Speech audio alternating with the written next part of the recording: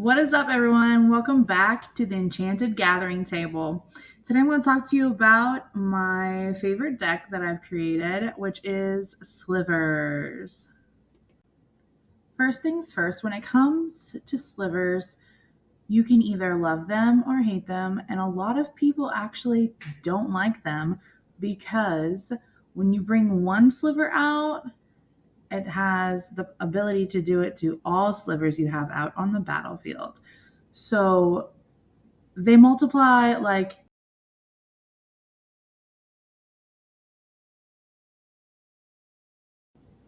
well, there's many other legendary creatures that you could choose as your commander. For this specific deck, being a sliver deck, I chose Sliver Hivelord. He costs 1 plains, 1 island, 1 swamp, 1 mountain, and 1 forest. Now that seems like a lot, but the ability that he has to give to other slivers is worth it. Once he's out on the battlefield, all sliver creatures you control have indestructible. The only way to get rid of my slivers that are on the battlefield would be to exile them. It's the only thing indestructible does not protect you from.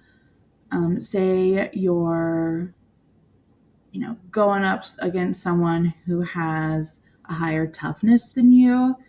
That doesn't mean that if they block your card, it's going to go to the graveyard. It just like phases out, doesn't exist. And say your commander got exiled, he would just go back to the command zone and cost an additional 2 to recast, which is a pain because it's already 5 to get him out. So then he becomes a 7 drop, which isn't very fun. Now, before we get into creatures and all of that I have in this deck, I want to go into sorceries, artifacts, and instants. The first sorcery that I have in this deck is Fork in the Road. It costs 1 forest and 1 colorless. So what this card does is it says, search your library for up to 2 basic land cards and reveal them. Put 1 into your hand and the other into your graveyard, then shuffle. For me, this helps because my commander costs 5, and if I just keep pulling creature, and I don't have the mana, then I have to end up putting some of my slivers that I don't want to into the graveyard. The other sorcery that I have is called Farseek. Again, it's 1 forest and 1 colorless.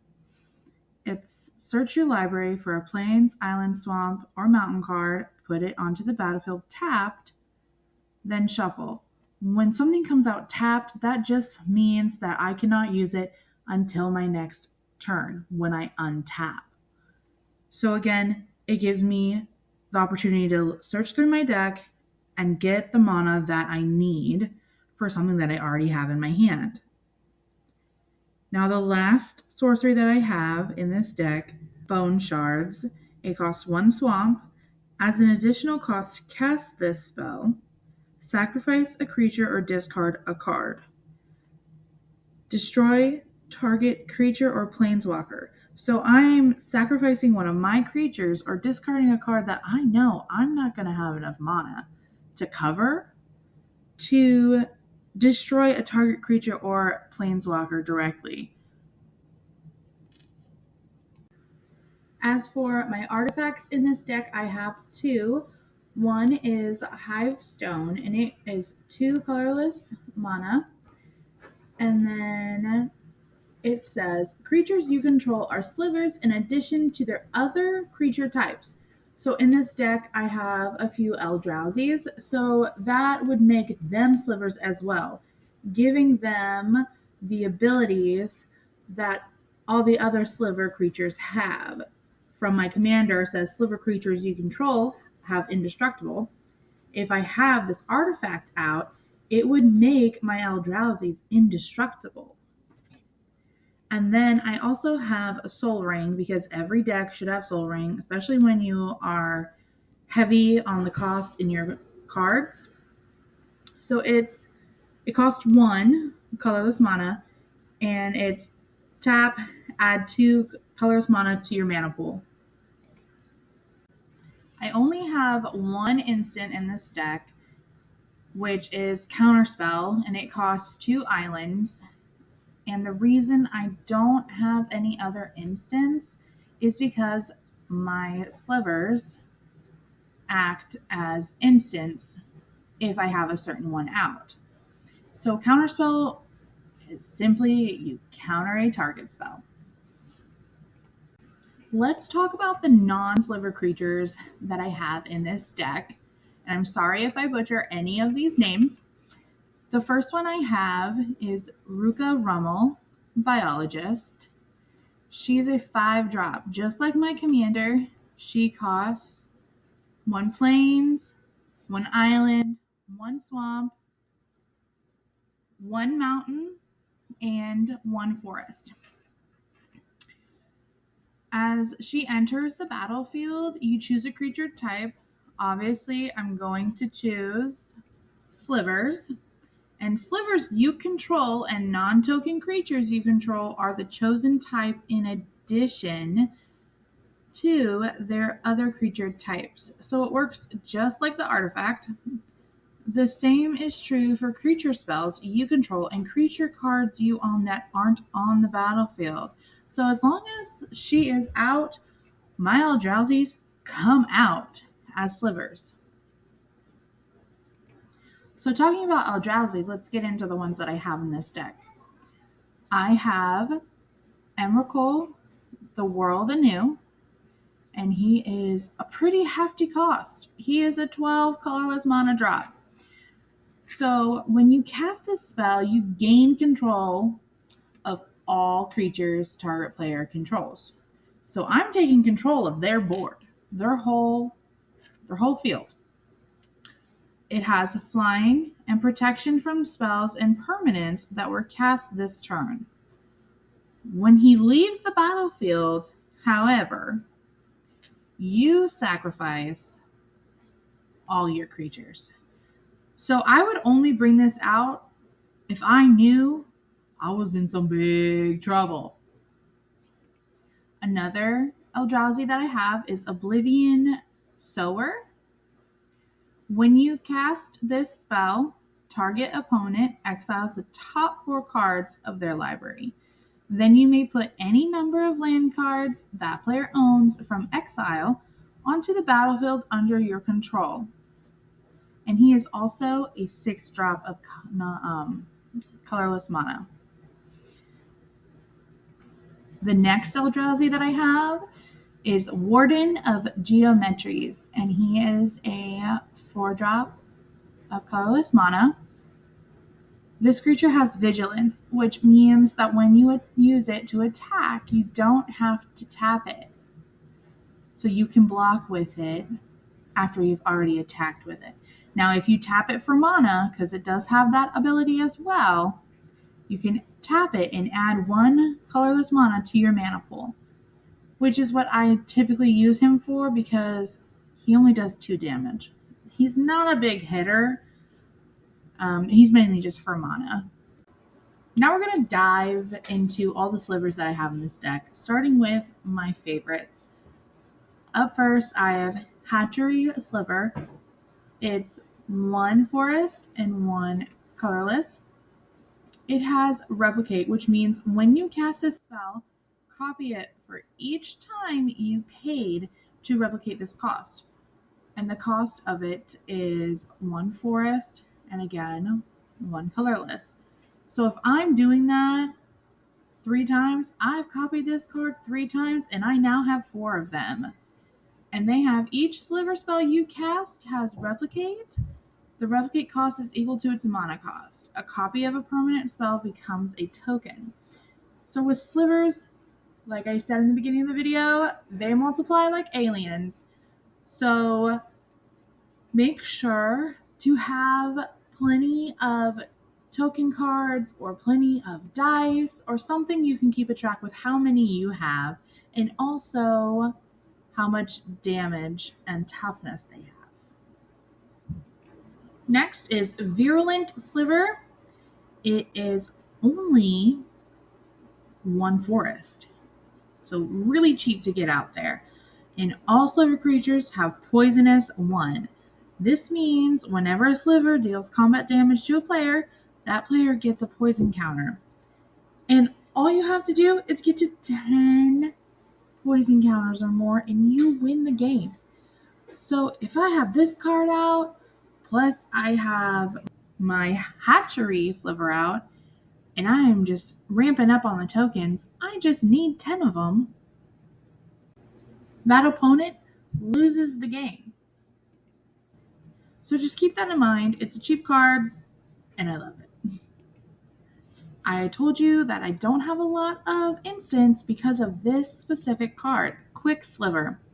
It is 1 forest and 1 colorless, and it has flash, which means you may play this card anytime you could cast an instant.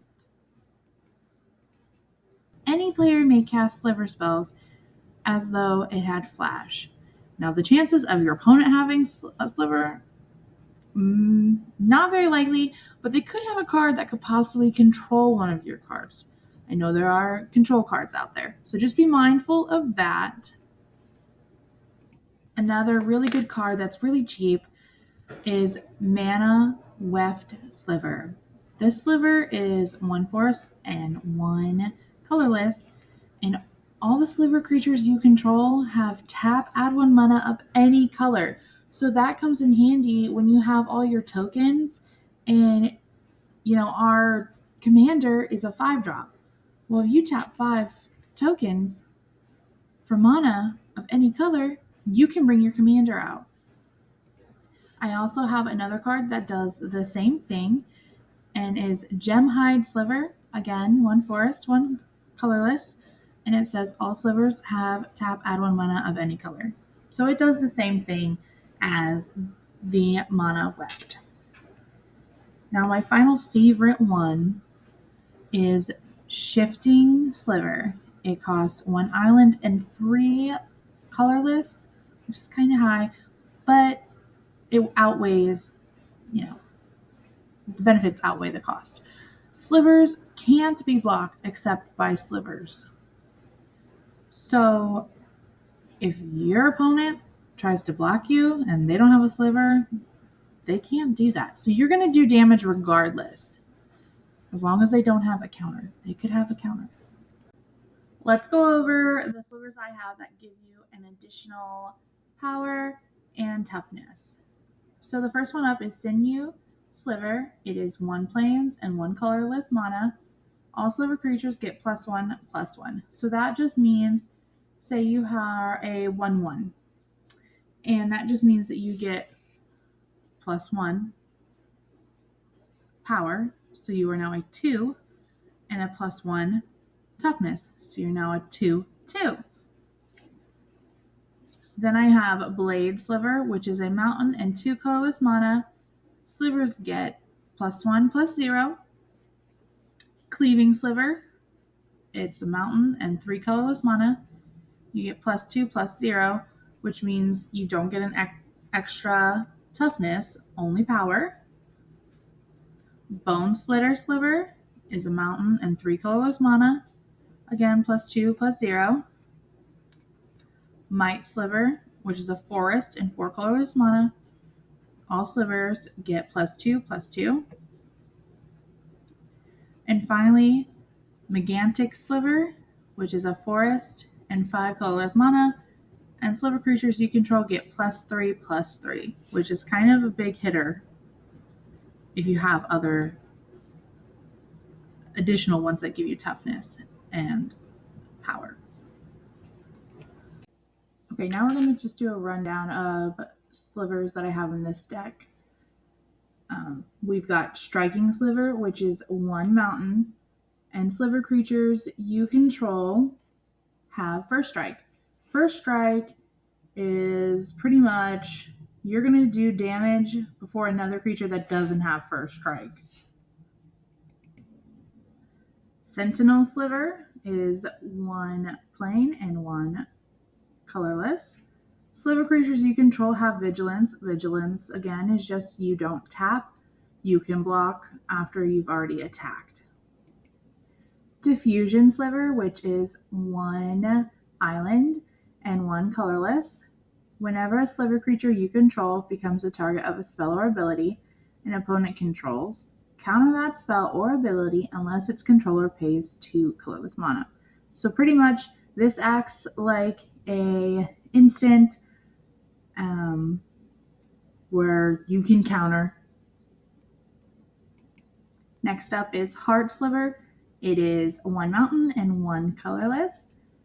All slivers are unaffected by summoning sickness. Summoning sickness just means that when you cast a spell, you cast the creature, you cannot attack with it unless it has either haste or it's unaffected by summoning sickness, which is basically what haste is. Some cards just say haste rather than this. We have Leeching Sliver, which is 1 swamp and 1 colorless. Whenever a sliver you control attacks, defending player loses 1 life. Two-Headed Sliver is 1 mountain, 1 colorless. All sliver creatures have menace. Menace means that they can't be blocked except by 2 or more creatures. So your opponent has to have 2 creatures to block your 1. Venom Sliver is 1 forest and 1 colorless. Slivers you control have Death Touch. Death Touch is if you were to block with your sliver and it would, die that turn. Then the card creature that your opponent was attacking you with would also die and go to the graveyard. Crystalline Sliver, which is 1 island and 1 plain. All slivers have Shroud. Shroud is just, they can't be targets of spells or abilities. Now, you can be attacked by spells or abilities, which, like taking down your life, your counter. But your cards, your creatures will not be affected. Cloud Shredder Sliver, which is 1 plain and 1 mountain. Sliver creatures you control have flying and haste. So if you're up in the air flying, someone down below is not going to be able to block you unless they have flying as well, or reach. Get into that at a later video. And it has haste, which means that as soon as you cast it, you can attack with it. It doesn't have summoning sickness. Firewake Sliver, which is 1 forest, 1 mountain, and 1 colorless. All slivers have haste. And also, all slivers have pay 1 colorless mana. Sacrifice this permanent. Target sliver creature gets +2/+2 until the end of turn. Necrotic Sliver, 1 swamp, 1 plains, and 1 colorless. All slivers have pay 3 colorless mana. Sacrifice this permanent. Destroy target permanent. Harmonic Sliver, 1 plain, 1 forest, 1 colorless. All slivers have, when this permanent enters the battlefield, destroy artifact or enchantment. Spiteful Sliver, which is a mountain and 2 colorless mana. Sliver creatures you control have, whenever this creature is dealt damage, it deals that much damage to target player or planeswalker. Blur Sliver, 1 mountain, 2 colorless. Sliver creatures you control have haste. Siphon Sliver, 1 swamp, 2 colorless. Sliver creatures you control have lifelink. Lifelink just means when you're doing damage, the amount of damage you're doing is the amount you're gaining back. So say you're doing 2 damage, you're going to gain 2 life. Lancer Sliver, 1 plains, 2 colorless. Slivers you control have first strike.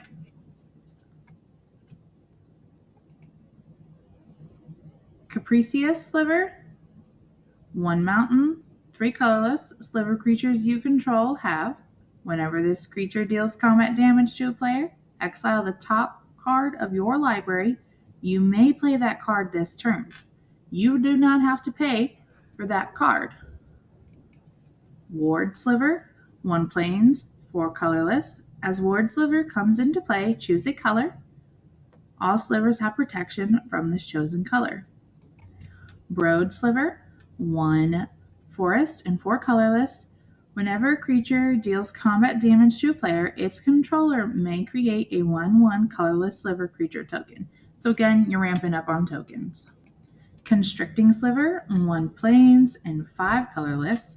Sliver creatures you control have, when this creature enters the battlefield, you may exile target creature an opponent controls until this creature leaves the battlefield.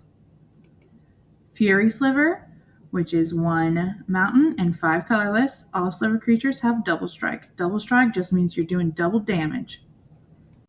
Finally, we're going to go over what mana and lands that I have.